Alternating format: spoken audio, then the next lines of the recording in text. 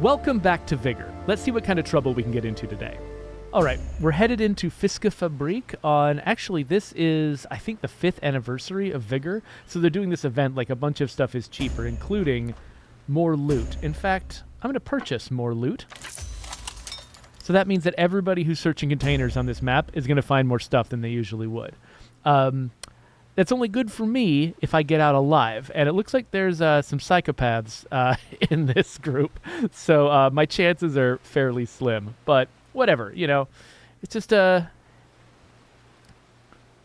a celebration of a game that we all love. Even if I don't end up getting out with a bunch of resources, it's okay. I'm glad that somebody will.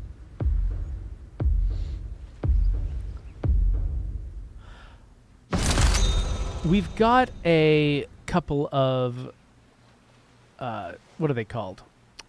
Little mission things that I'm trying to do. One of them is to kill someone with a pistol, and the other one is to plant alarm traps in places where people are going to get tripped up by them. So I'm not going to carry a pistol by default, because I think that would be suicide. I should be ready with an assault rifle if something bad happens. But I've got a pistol on me, so if it looks like I've got the drop on somebody, I'll switch to my pistol and use that to take them out. So I spawned really, really close to the boarded up house. And so I think it's in my interest to run in here before anyone else can get close and pick off the safe. Now, other people might also be rushing this thing. And if I'm just inside when they get here, that could be bad for me. The problem is, knowing where people tend to spawn, sometimes they spawn off in that direction, and some spawn off in that direction.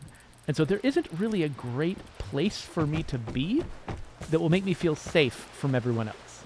So I'm going to hang out over here, just down the rocks. From if somebody decides to come running this way, they probably won't be down here. Whoa, okay, I don't want to lay it in the water. That won't be good for me. So ooh, okay, somebody's fighting over that direction. So yeah, if somebody comes running up this way, I'm hoping I'll hear them above me and I can get the drop on them from behind. Or if somebody comes up this way, I'm hoping from this position, maybe I'll see them coming. But it could be that nobody's close enough to this building to want to target it. To assume that they're the first ones, because basically when you're looking at a building on the map compared to your oh crap, I'm in the airdrop area too. More people are going to be converging here. Yeah, I want to get out of here as fast as I can. But yeah, when you see a spot on the map, you got to kind of estimate where you think other people are. Where is the signals detector? Far away from me. Cool. Where you think other people are likely to be, and if there's one of the like high value targets is close enough to you, do you think you'll get there long before everyone else? Then it's usually worth it to try to rush that thing and just get done with it before anybody else arrives. But if you think that you're likely to get there at the same time as someone else, then you want to take your time. Oh, great. That's what I wanted. Then you want to take your time, be sneaky, and hopefully get there second. You want to get there after the other person so that you can see them from behind as they're entering and trying to do the thing. But that's an interesting game of chicken, trying to be the second person to get someplace. It actually kind of reminds me of one of my favorite Game Changer episodes when Sam Reich set up the set of rules where, people had to like guess answers and try to be the closest, but actually the person who would win each round was the person who came in second place. So you were trying to not only guess what the real answer was, but you had to try to be not the best, but the second best at it, which was breaking everyone's brains. Especially Brennan Lee Mulligan was just losing his mind over it, which was hilarious. But it's kind of like that. It's like if you are vastly in first place ahead of everybody else, then that's really good for you. But if you're not going to be vastly in first place, then you definitely want to be second. That could be a challenging set of rules to try to adhere to. Now, I came up here mostly just because I was worried that somebody else was going to be converging on that spot, and I wanted to be up in a high vantage point away from them. Right now, what I would often do in this situation, now that I've gotten one of the high-value things, I've searched that safe, I would probably just make a beeline for the exit, especially because I'm in the middle of the airdrop zone. People are going to be converging here late in the round. I'd rather just get out with my stuff, right? But, I mean, I'm recording this. I want it to be more interesting than that. So I might put some of this stuff at risk just to see if I can get into a little bit more trouble.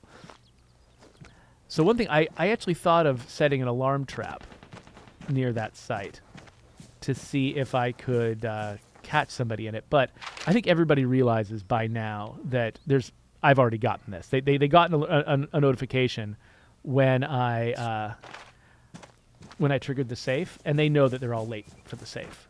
So I think what I'd like to do instead is maybe stake out the timed safe. I don't remember if I saw whether the timed safe had already been triggered. I know I got a few notifications while I was talking, and I'm not sure if one of them was a timed safe. If somebody else has gotten the timed safe, then this will be useless. But if I can sneak up on that thing, stake it out, maybe I can take out a rival? Maybe I can even get the loot from that safe? Or maybe I can set an alarm trap near some of its elements so that I can get credit for that.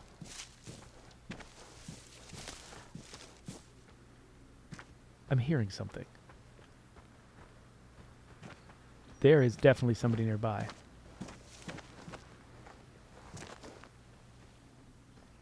I think they're ahead of me. Whoa. Are they shooting at me?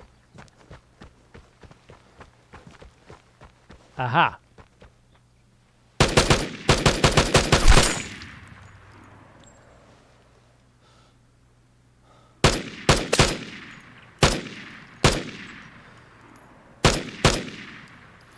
Okay, this one's a pro. Okay, crap.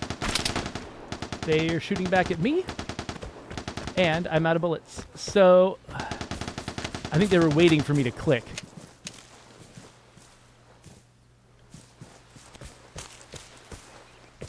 Okay, so I think if they're coming after me,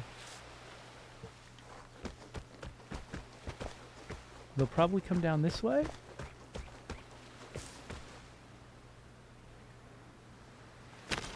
And maybe they'll set that off. I don't know. I'm just being a weirdo now.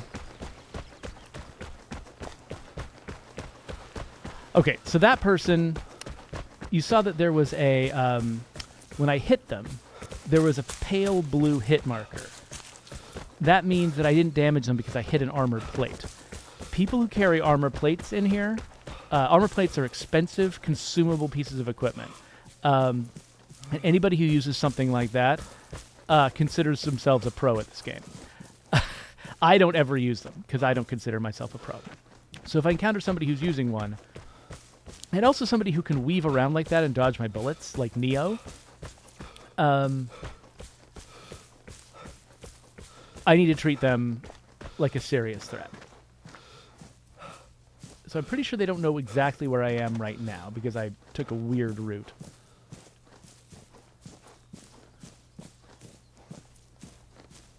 But they're aware of me. I mean, I shot them. I did some damage to their plate. So they want me. The plane is near.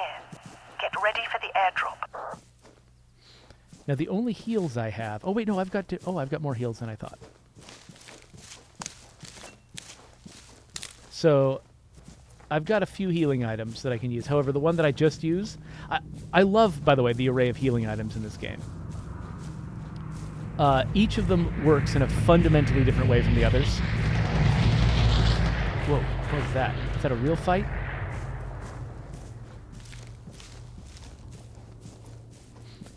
Like, there's one that does slow healing over time, one that does instant healing that ticks down over time, one that heals just a flat amount, one that heals half of your health, half of your remaining lost health, no matter how big or small it is. It just does half.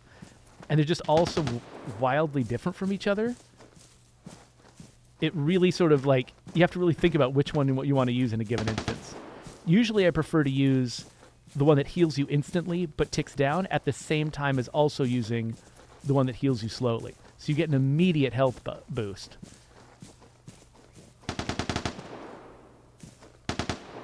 Wait, is this a real... Am I hearing a real shooter, or am I hearing like a decoy that's meant to draw me in so somebody else can flank me? There is an item like that. And I'm genuinely not sure. I'm not familiar enough with it to know if I'm hearing it. So I could be falling for a trap right now, in which case, cool, that'll be fun.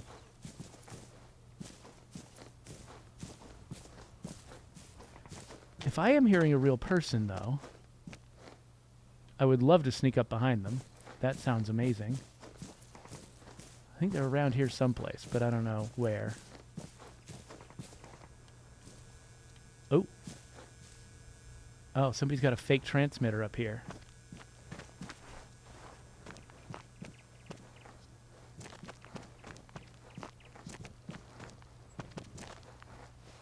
Okay. I don't see anyone up here. So I'm thinking either it was a decoy or they found a really good hiding place and I can't tell. Okay, so somebody is hitting the timers on the safe. So is the safe in that room? I'm curious if I can take this person out. Probably not. They're probably going to be moving fast, and I don't think I'm a good enough sniper.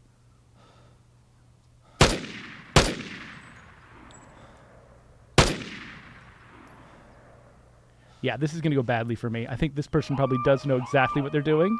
Ha, they set off the alarm.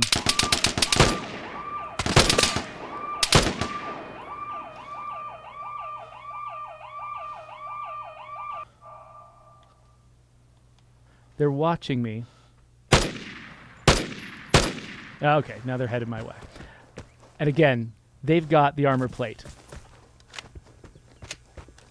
which means they're confident. They've played this game a lot. They've invested money in this game.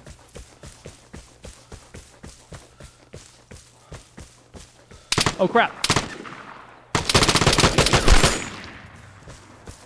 Was that the same dude? That same dude or different dude? Oh crap, different dude.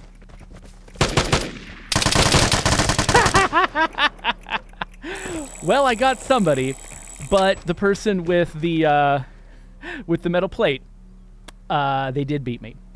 I think I at least annoyed them. You know, it looks like it sounded like they were just annihilating other people, but I at least pinged them a couple of times. That was good. But yeah, it's funny. Like it's weird. It's a weird coincidence that this other person showed up, and sort of took my attention. Then I made a bunch of noise, let them know where I was, and then they got the drop on me. And it didn't help that, like, one thing that I wish that it wouldn't remember the state of your scope. This is something that we changed in State of Decay 2. That basically, like, if I was scoping in on somebody from far away, and then I changed my mind, I want to run away, I forget at that point that I was scoped in. So the next time I get into a firefight, I'm scoped in again, and sometimes I don't want to be scoped in. Like, scoping in is what I want when I've got time to make a considered choice and be a little slow about what I'm doing. And so I don't mind manually having to click into my scope every time. What I do mind is being in an emergency, wanting to do some nice blind fire type stuff, and then ending up scoping in when I don't want to. So what is this person doing exactly? I'm just following them because, I don't know, I wanted to chat. They've got a lot of fancy guns that they've collected, piled on their back. We're watching their health go down. I'm actually really curious if they're going to make it. I mean, I think they're close enough. Yeah, they're close enough to an exit. I think they'll probably make it. And I doubt they've got any opposition. I don't think anyone's going to shoot them. But they're also moving slow because they got so much loot collected off the timed safe and the bodies of the people they killed. Getting down towards half health. But we're getting close to that exit. Part of me kind of hopes that there's somebody sitting there with a bunch of iodine pills waiting to ambush this person. Just because that would be funny. But no ill will towards Poisonous One. Whatever. They definitely legit beat me. So I'm not bitter towards them. I don't want them to die. I just think it would be funny if after all of that they ended up getting ganked. Nope, looks like they made it. So congratulations, Poison. And I'm going to get out of here. Okay, now we're headed into Broadland Bridges. I think I'm, again, going to make a celebratory donation to everybody's loot outcomes. So people can get 150% the loot. Come on, if somebody else wants to chip in, we could get up to 200%. That'd be amazing. Broadland Bridges is one of my favorite maps. It's very huge and wide open, but they do a good job of creating attractive sort of convergence points for players. So you do reliably get into some pretty tight situations here, despite the fact there's a lot of open land area for you to get lost in. And it looks like we've got a lot of people who spent time on their appearance in here. So this is going to be likely a tough one. Got a couple of noobs, one noob with a hat. All right, where am I? I'm sitting over here really far away. Okay, so somebody is much closer to me than me to this loot container than I am. And someone's closer than me to the barred house. So what I want to do is get there late and quiet. So I'm going to cover a little bit of ground here. Well, actually, one question is, do I actually want to go after this one? So people usually converge. There's usually some kind of something that people converge on in this northern area. There's usually like 3 or 4 players up here.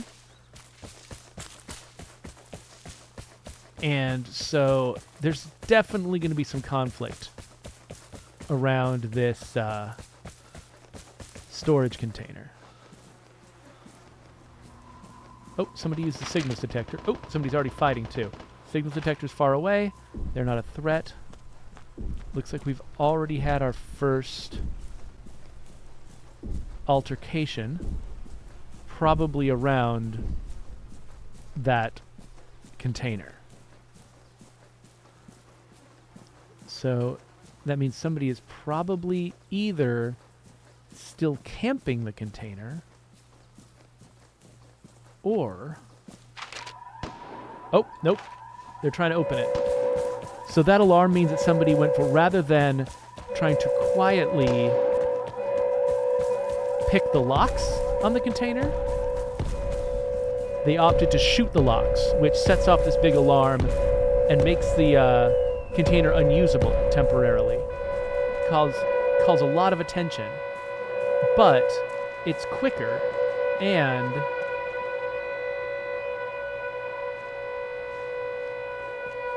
oh, there goes somebody. But it's quicker and it doesn't leave you as vulnerable. Like when you're trying to decode the locks, you're very vulnerable. Okay, here's somebody moving around me.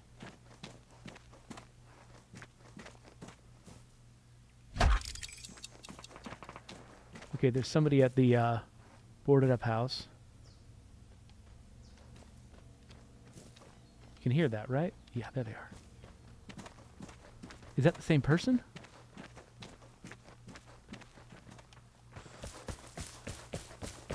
Okay, by running to catch up with them, I'm alerting them that I'm here. But they don't know exactly where.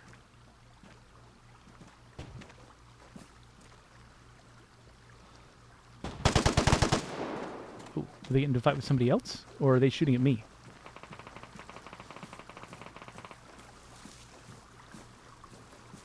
Okay, I'm really exposed right here, and I don't know if they're still on the bridge or if they moved on. Oh, they're close. They're still close. They're not oriented on me. Okay, they went inside.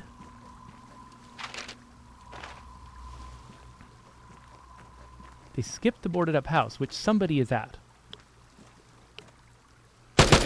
Crap. Crap. I thought one of those shots would hit him. Oh, crap. They've got a... I'm in trouble. They've got a plate, too. They just threw something at me, didn't they?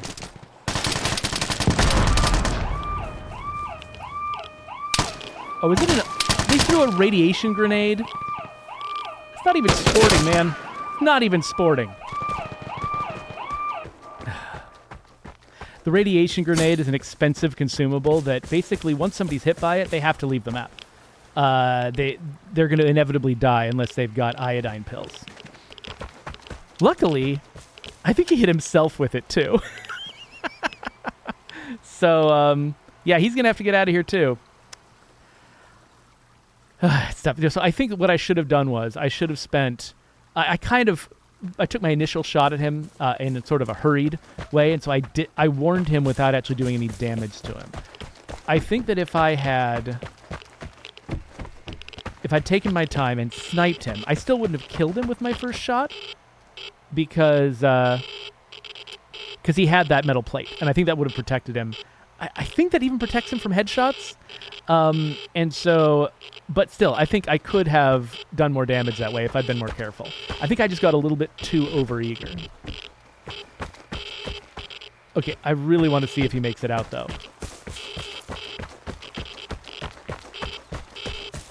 Okay, so it looks like his radiation is only creeping down very slowly now that he's out of range of the grenade.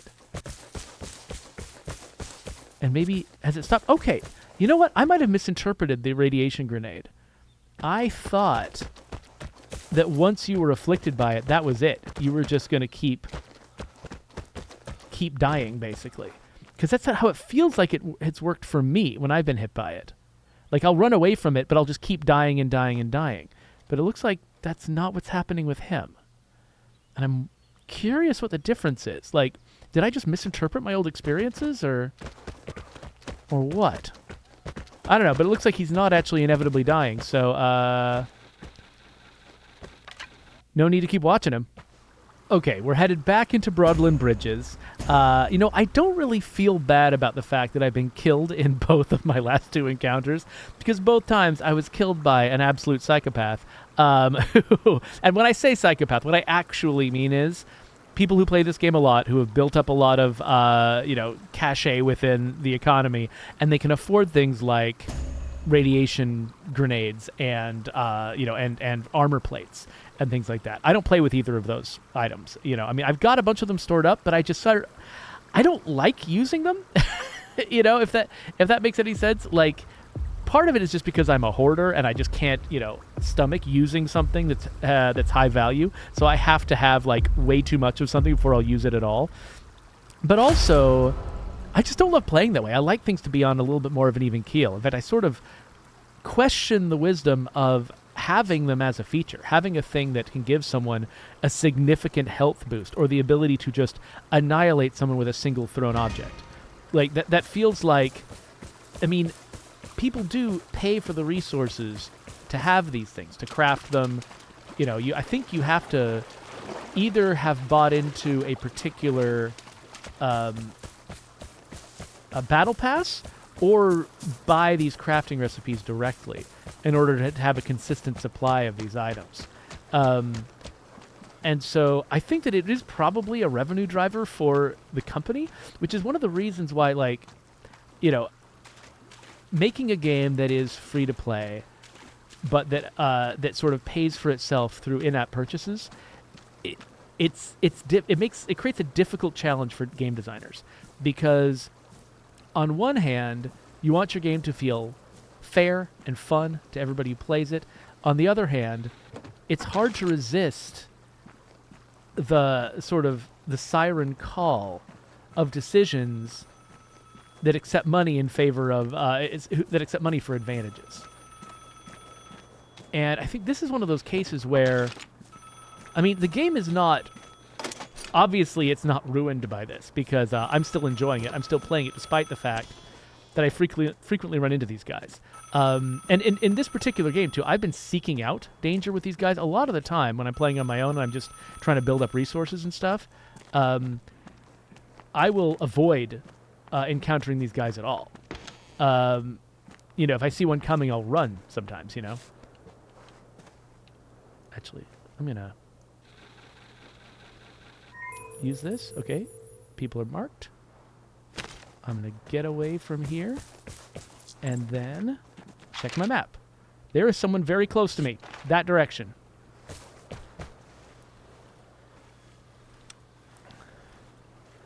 Okay, they will have moved once they saw my signal detector thing. Oh, crap, there they are. Oh, nope.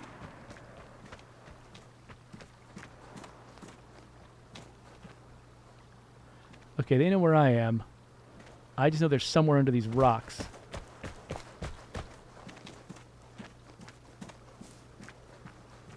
Or do I know that? Maybe I do not know that. Oh, there they are.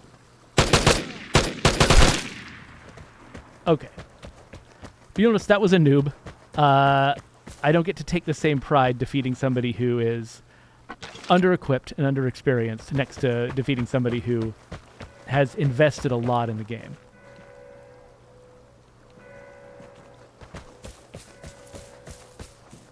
Alright, so that alarm is going off very far away from me, so I can't do anything about that. The barred house is up here. That might be interesting.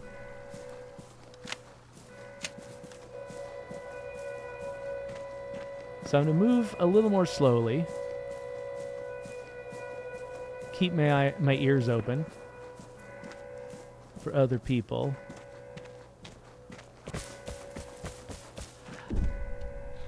But yeah, so when somebody defeats me because they just have a lot more skill and experience in the game, or they've built up, a lot of, in-game resources, they've got a better gun because their last session went better, that kind of stuff feels like it's okay for this genre. But when it starts to feel like there are people who just have access to a tier of equipment that I don't feel like I have access to, that starts to sort of feel a little questionable. And then, of course, part of it can actually be, if you think about it the right way, it can be a positive thing. It I got defeated, but it's okay. That other person probably had more resources than I do. And so I don't need to feel bad about it because I was always the underdog in that fight. And, and once you played it enough, it's like no individual load of gear that you've collected is worth getting too upset about. You can repeat it again in the future. So on one hand, I'm not really worried or upset about the fact that these psychopaths keep beating me. That's to be expected partly from their level of experience with the game. You saw the way they would run around and dodge my bullets. That's just a way of playing that I have never even attempted to develop the skill to do. I don't know how to do that. I don't know how to run around in such a way that somebody else can't target me. I feel like I would try it and it would just be embarrassing because I'd fail. What do you bet there's somebody targeting that thing up in the balcony?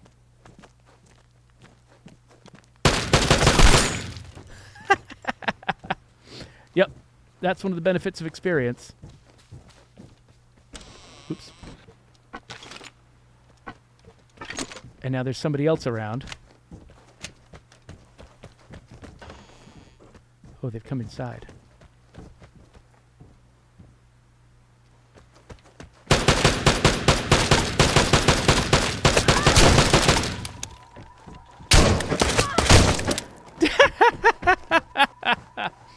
Oh, really? Oh, you're one of those people.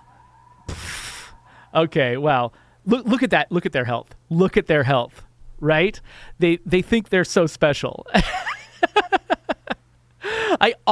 That was a hair's breadth between the two of us. I almost defeated them, and they're sitting there teabagging me, oh wow, I kicked your ass. You nearly got completely annihilated by me. So chill out. Oh, quit being a little baby about it. Anyway, I'm not gonna watch this person because this person is a piece of garbage. So we've established a pattern today, which is that I will defeat a couple of normal people and then get destroyed by a plate-wearing, radiation-throwing, teabagging psychopath. Which is, that's a pretty common experience to have here. And again, I think one of the reasons why this is happening to me so frequently today is because I'm deliberately seeking out conflict. A lot of the time, I'll seek out conflict a little bit at the beginning, but then once I've got an investment in something, once I've collected a few things, I'll try to avoid conflict to try to get out alive with as much stuff as I can. So I'm pushing myself a little bit more than I usually do here. And so we're seeing me get into more of these more dangerous fights. But again, I think this is okay. This is actually kind of an okay pattern for me and the game to have. Like, as much as I think it's questionable to have advantages as strong as the plate and the radiation. I don't feel like it messes the game up for me. I think it's one of those things where, as a game designer, I have to raise important questions about it in my head as I'm thinking about the games that I do or will work on in the future. Like, I really want to think it through and make sure that I'm learning the right lessons from these things. But at the same time, I'm definitely still enjoying this game, in spite of the fact that some of these, and sometimes actually even because of the fact that some of these matchups seem a little questionable. And some of it comes from the fact that when I do defeat one of these psychopaths, it feels really good because it feels like the odds were definitely stacked well against me.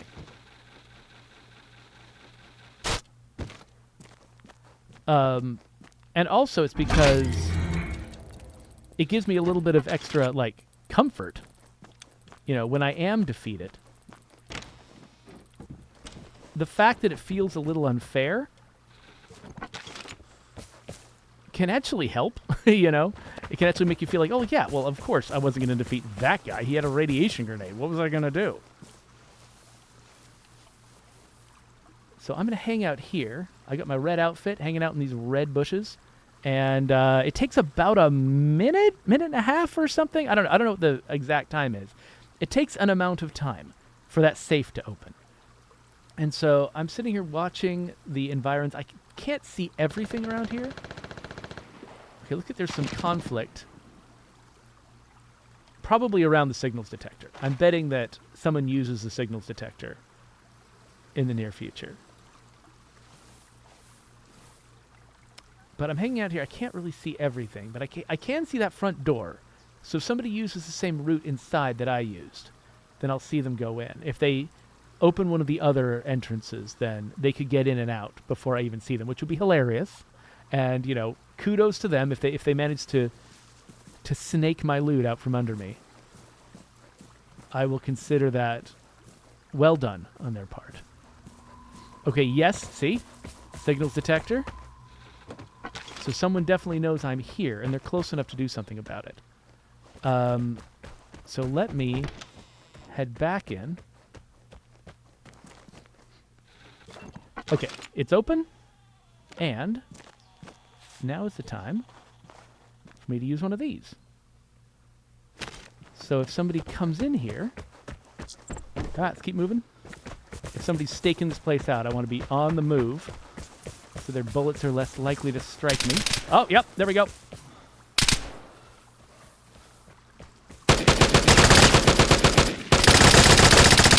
Notice they have a plate. That is how this works. You bring a plate into the fight, and then you just get to win.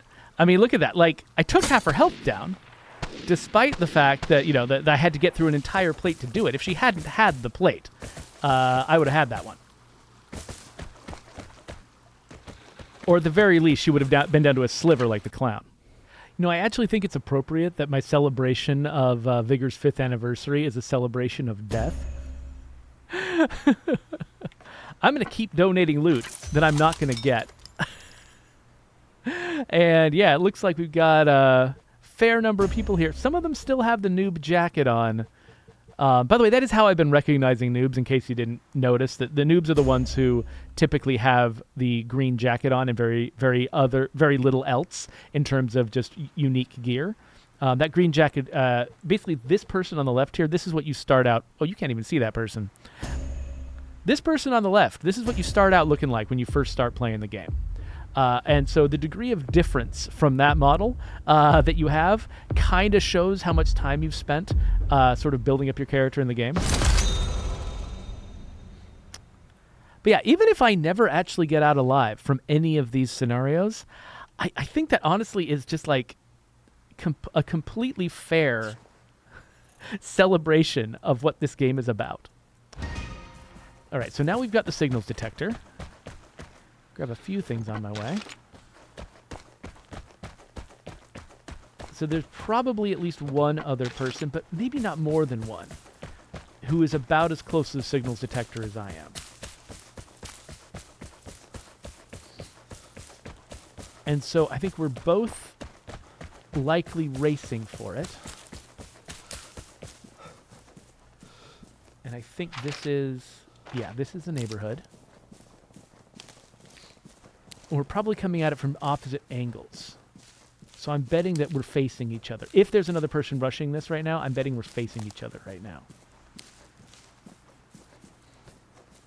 So what I consider to be the smart move in this situation, I've marked the signals detector with the star on my compass, is to circle around and try to come at the destination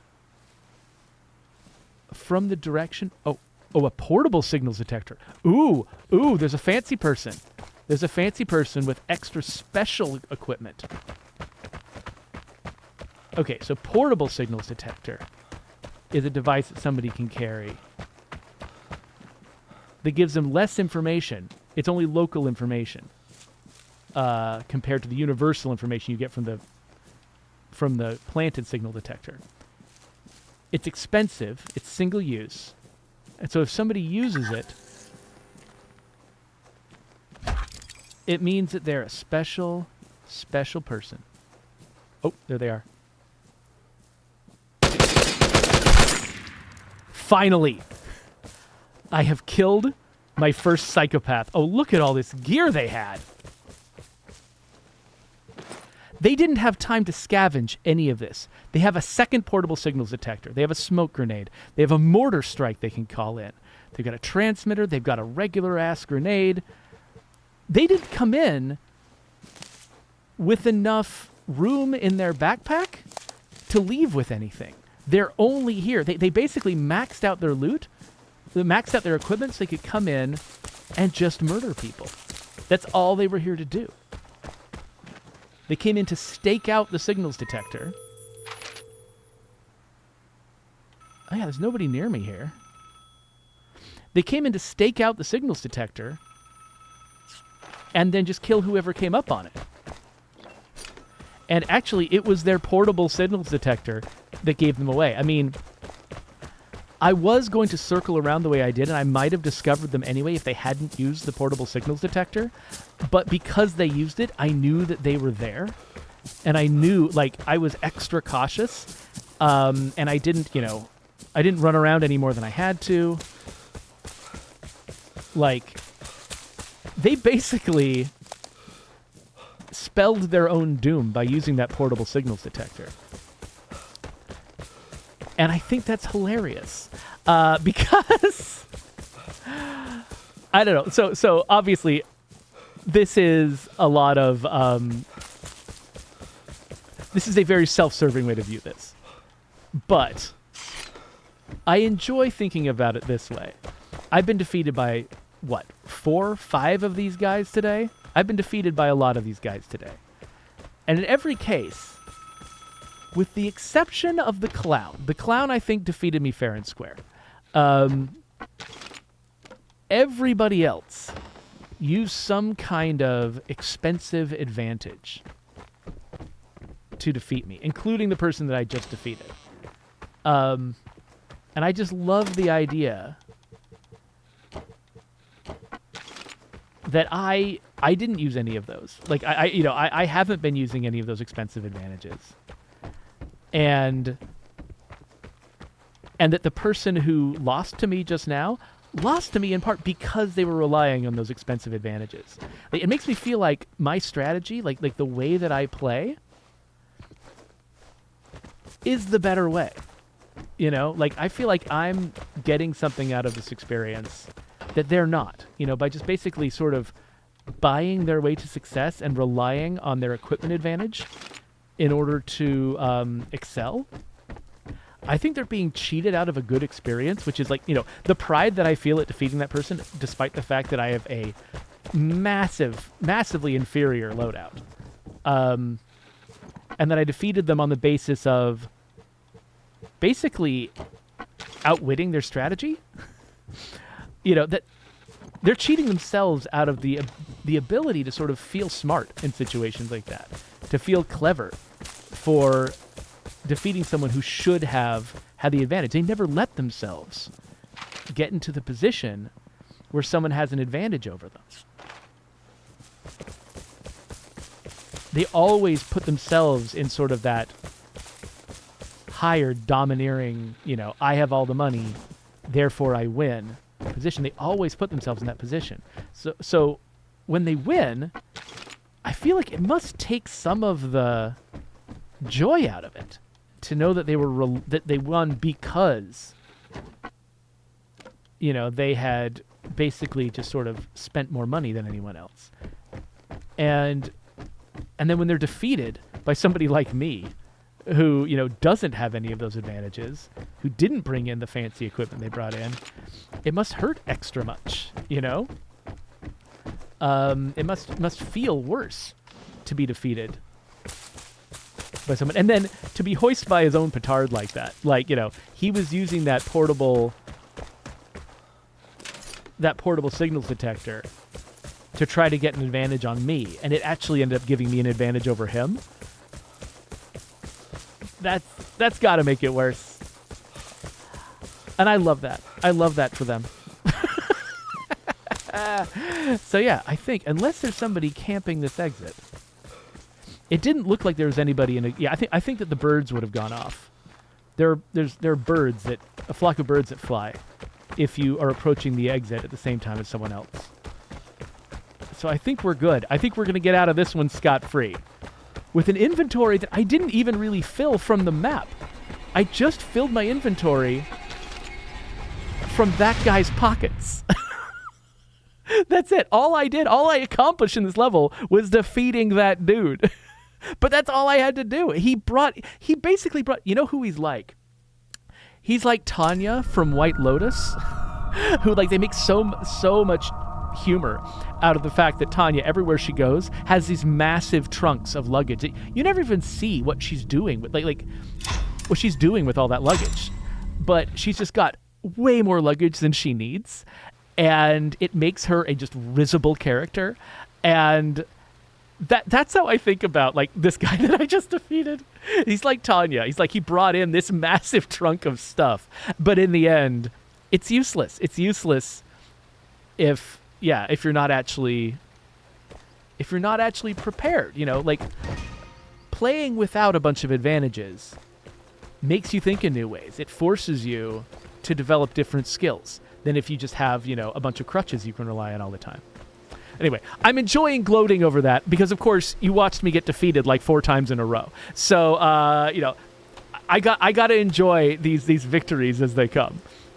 But yeah, so happy 5th anniversary to Vigor. I think this, you know, celebration of failure and then ultimate success is probably the most fitting tribute to Vigor that I could come up with.